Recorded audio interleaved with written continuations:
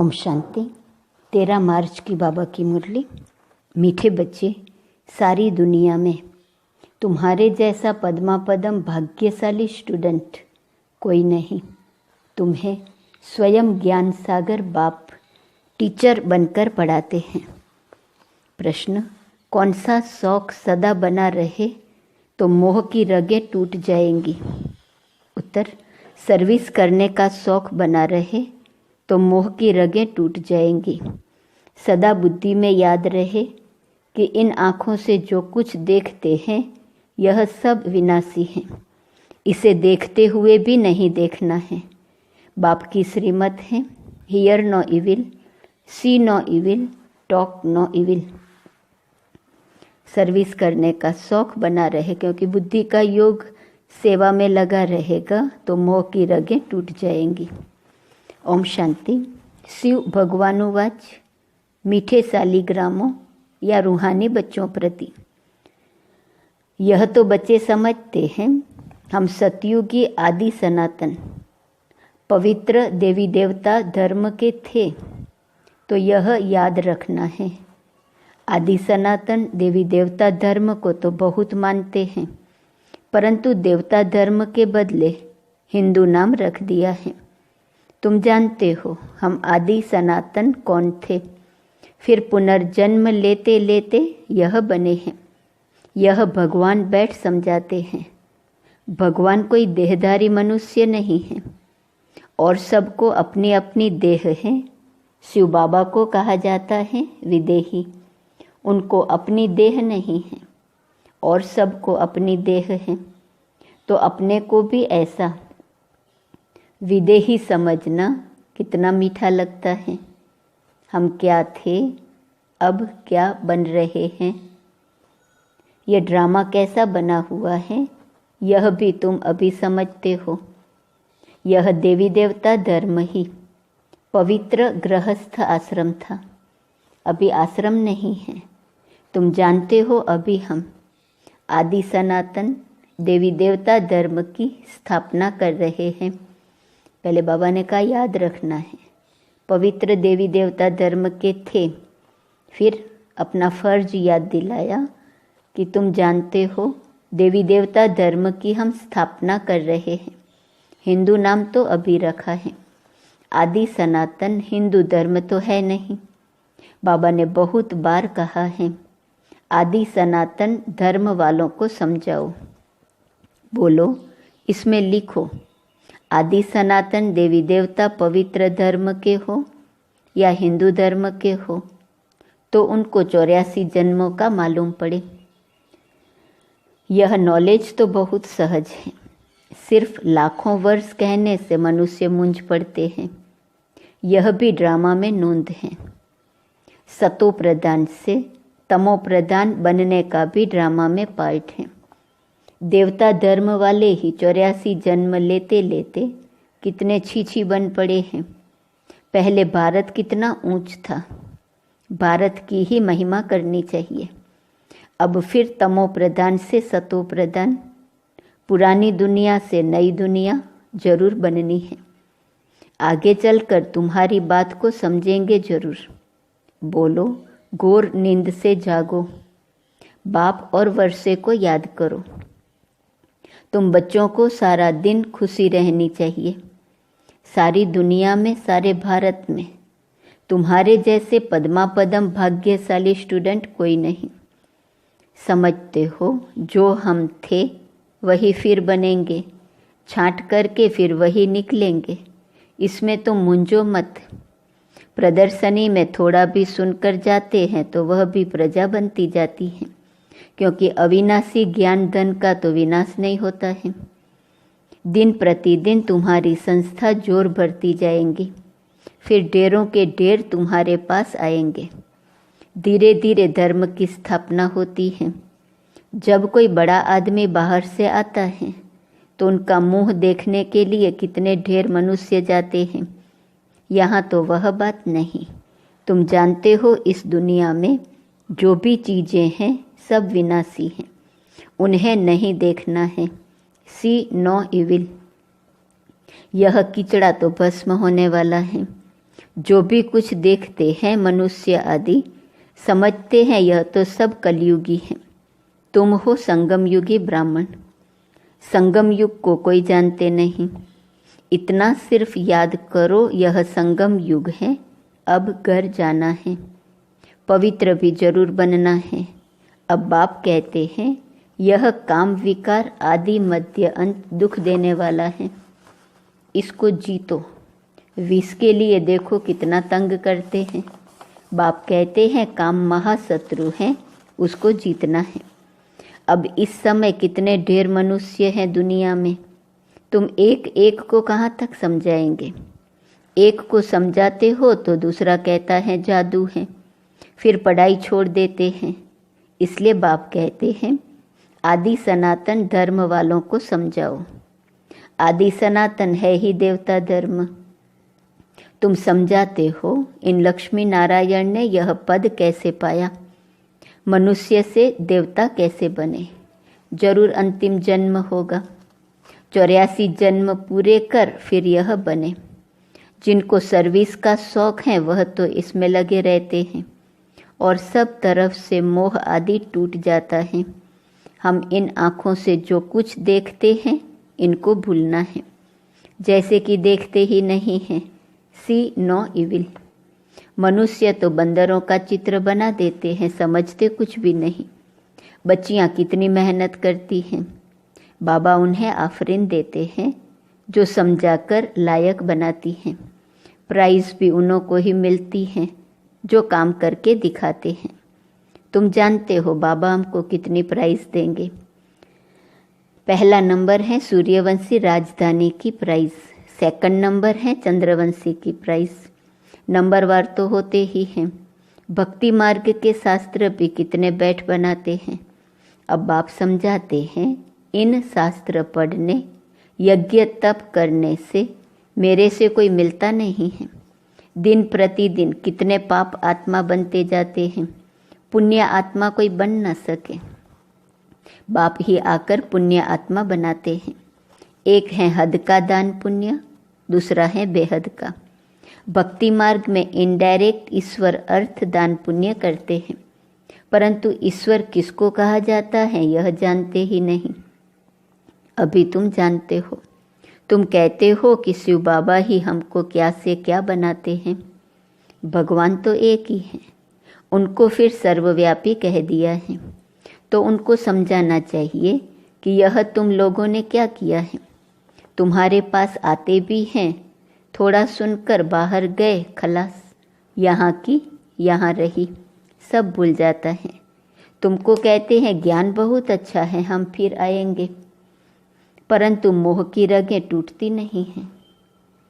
मोहजीत राजा की कथा कितनी अच्छी है।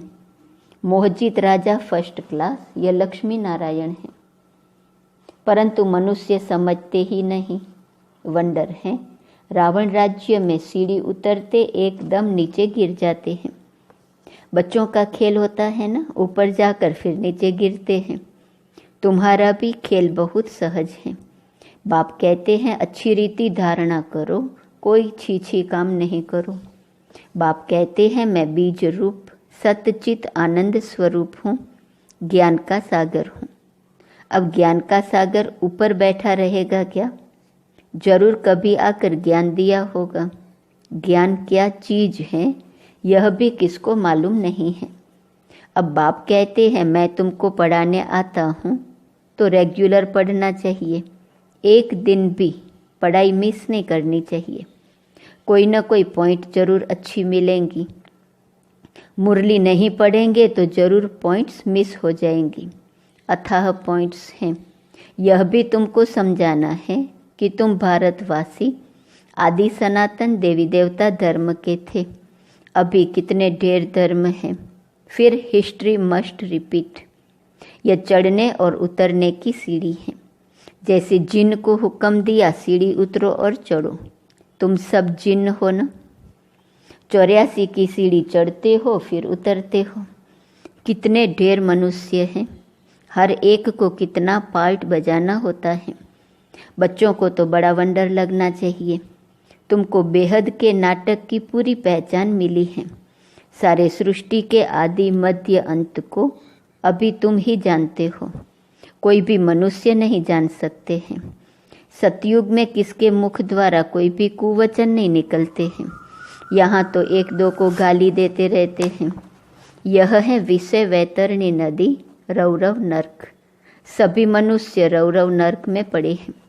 यहाँ तो है यथा राजा रानी तथा प्रजा।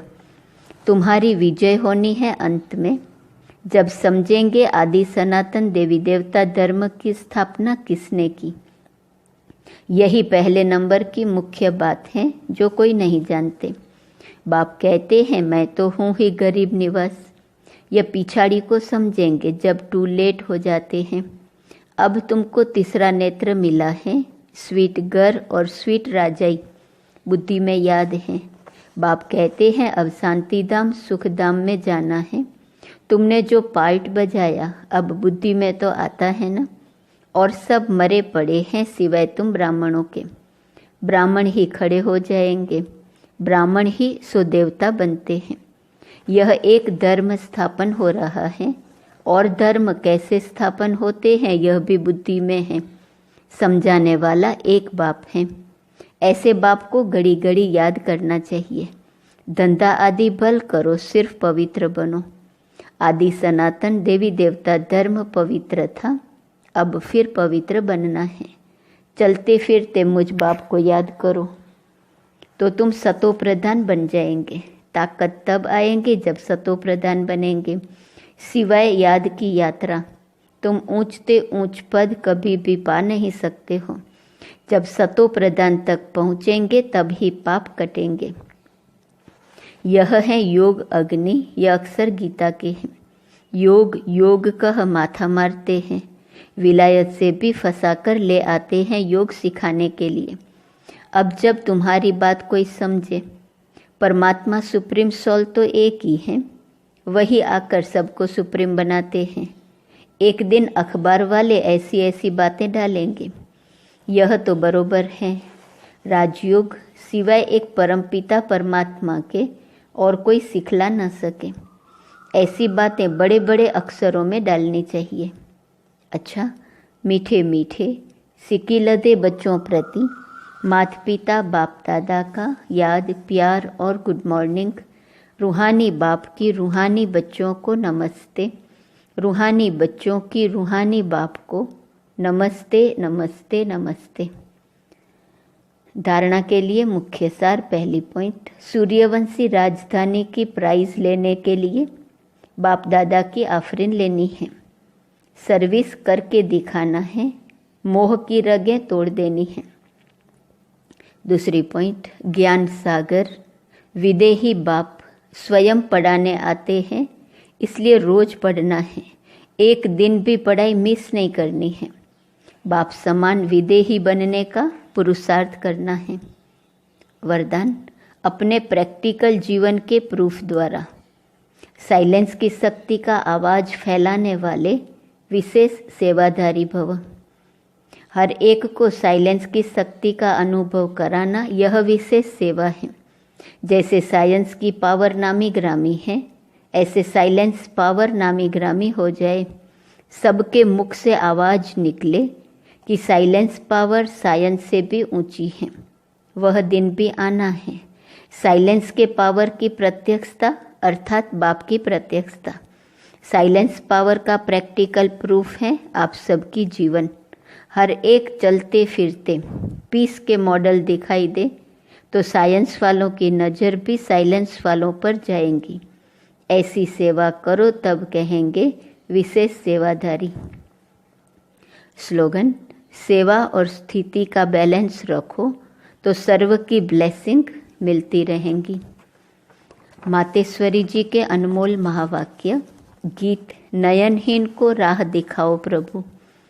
अब यह जो मनुष्य गीत गाते हैं, नयनहीन को राह बताओ, तो गोया राह दिखाने वाला एक ही परमात्मा ठहरा। तभी तो परमात्मा को बुलाते हैं। और जिस समय कहते हैं प्रभु राह बताओ, तो जरूर मनुष्यों को राह दिखाने के लिए खुद परमात्मा को निराकार रूप से साकार रूप में अवश्य आना पड़ेगा।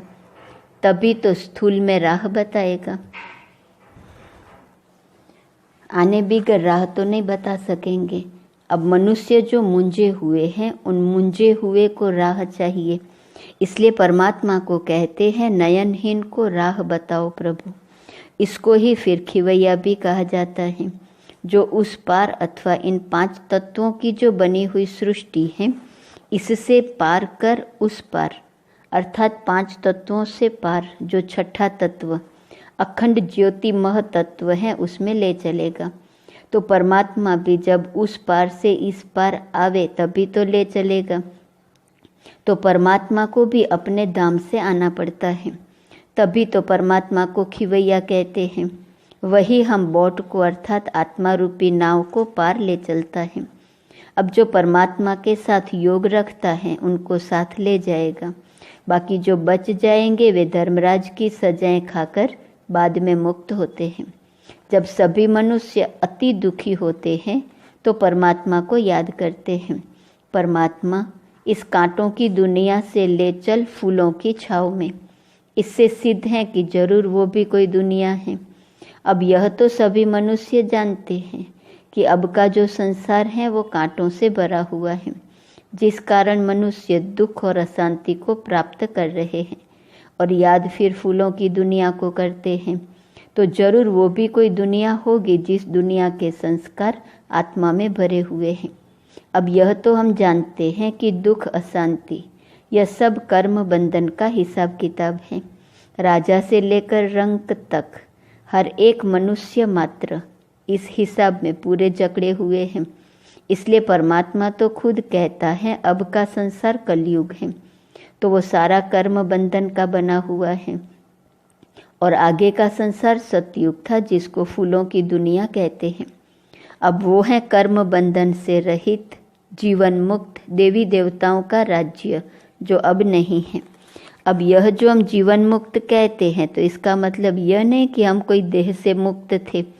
उन्हों को कोई देह का भान नहीं था, मगर वो देह में होते हुए भी दुख को प्राप्त नहीं करते थे।